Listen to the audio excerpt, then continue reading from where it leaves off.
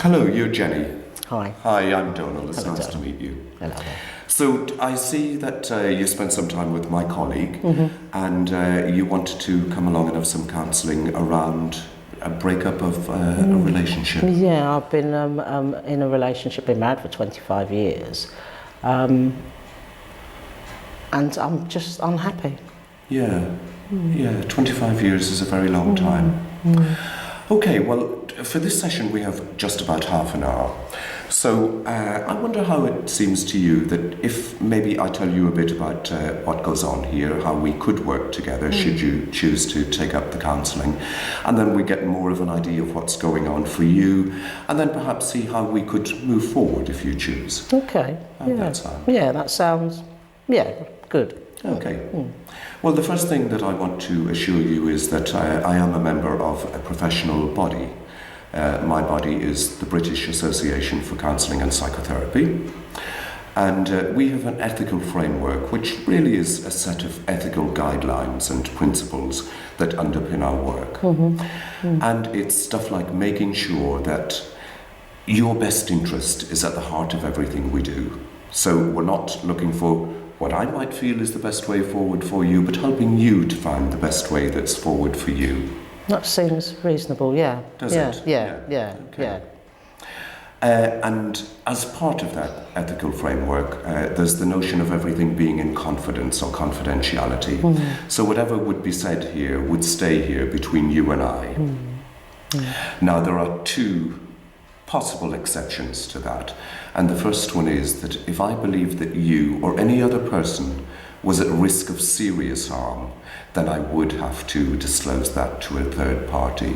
I think that's fair enough. That's if I kind of, was going to go out and murder people or, Right, so that's it's okay with you. Yeah, that's fine. Yeah. And of course, I have a legal duty of care where children are concerned or vulnerable adults. Yeah? Yes. So if I tell you or if I know of children that are being hurt and I mention that to you, you need to do something with it. Yeah. So that seems fair enough. Yeah. Okay. The other exception is that, and again it sits under our ethical framework, I have something called supervision. All counsellors have to have supervision. A very odd term. It's used in a different way in counselling than it might be out there in the world. Literally, it means that I talk through my work with another experienced therapist.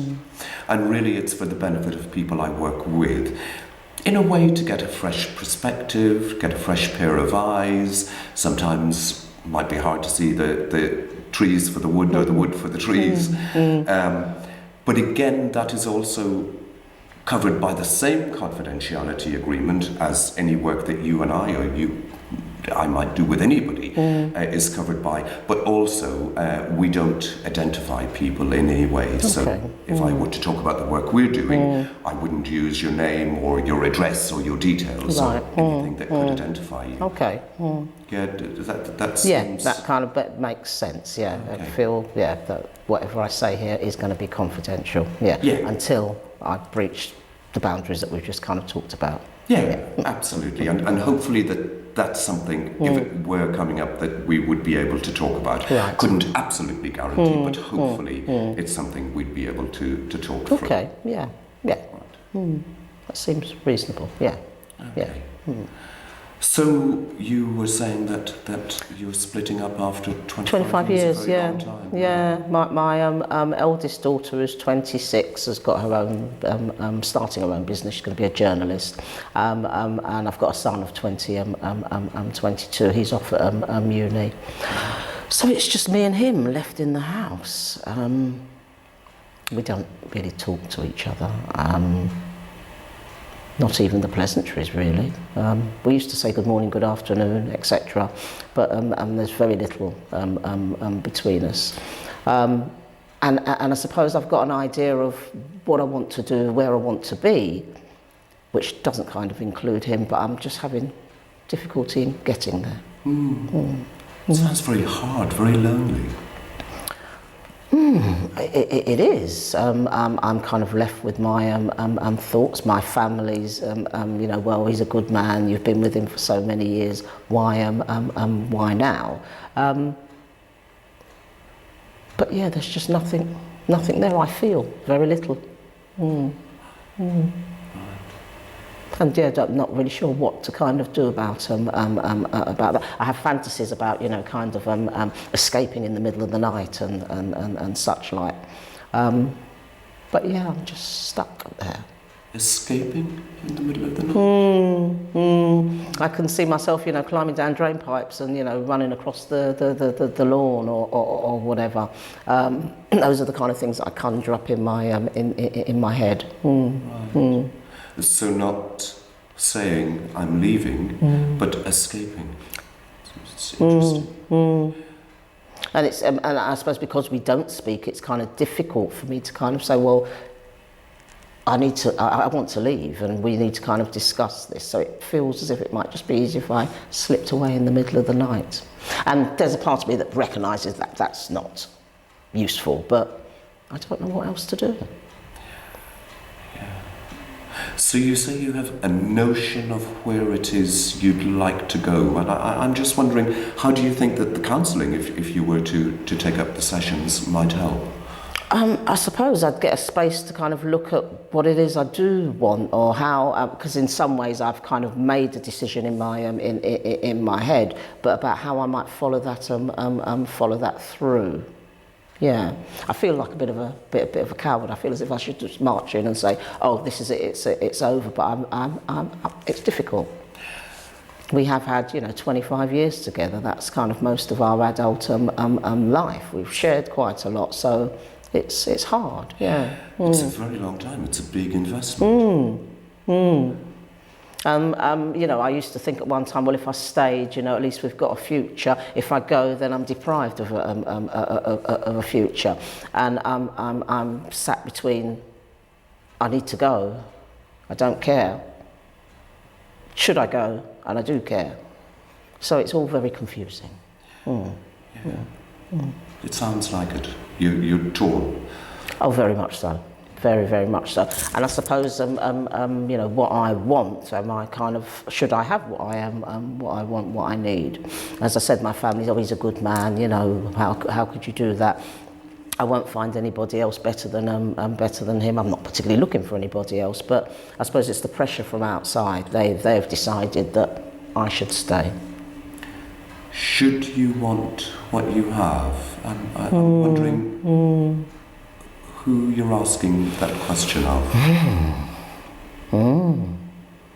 I suppose ultimately it's me, but I suppose in terms of being together for so long, it is about that investment, and not only have I invested in him, the children, the in-laws, and so it feels as if they all have a stake in this. And I know if they all have a stake in it, I don't get what I want.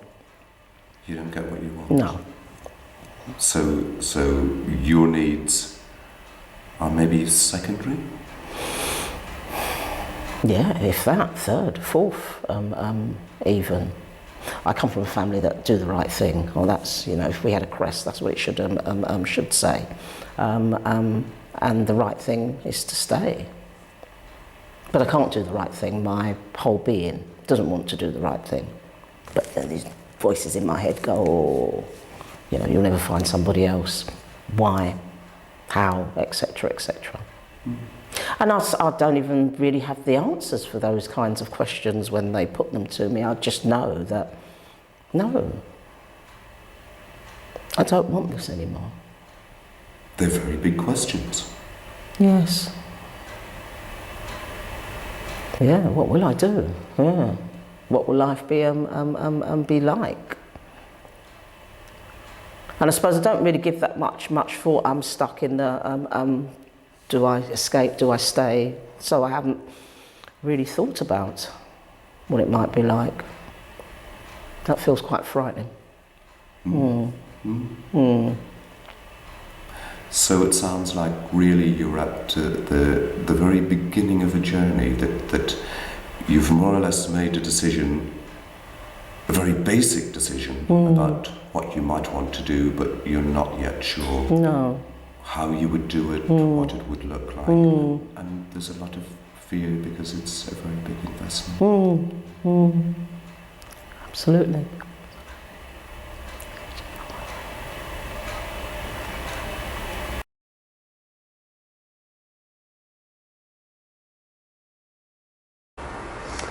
Okay, well, I'm just aware that we've just got a few minutes left of our time today.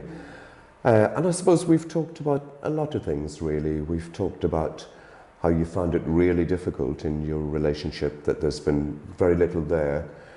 And that was accentuated, really, as the kids grew up and moved away from home.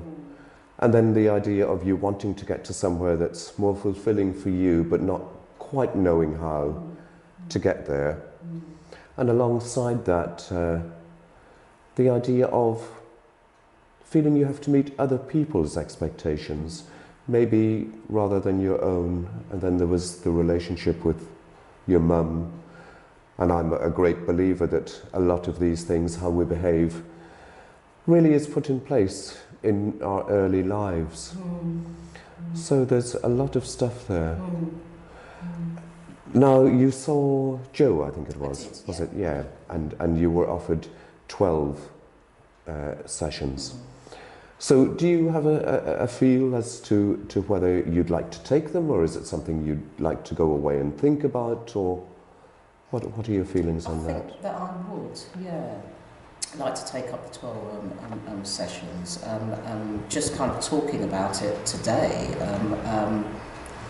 it kind of feels a bit different. It feels as if I can find a way. It doesn't feel like I see myself getting unstuck, as it were. Yeah. Right. Like kind of talking about it, kind of exploring what my options really are, and how I may do what I want to do. Yeah. And I think that's often the case when we talk about something out loud with somebody who's going to be hopefully objective and not of their own agenda. That it can be helpful. Okay, so if we want to do that, maybe around, I don't know, halfway through, we could have a session where we pause and reflect and see what's working and where you'd like to go from there. How does that sound to you? Yeah, that sounds good. So it's almost like I can move at my own pace and I can take my time. I mean, God, I've been with him for 25 years. What's another year or so if it takes that that long? But yeah, I think just somewhere to come and talk about it, because I think I'm boring my friends, driving them crazy.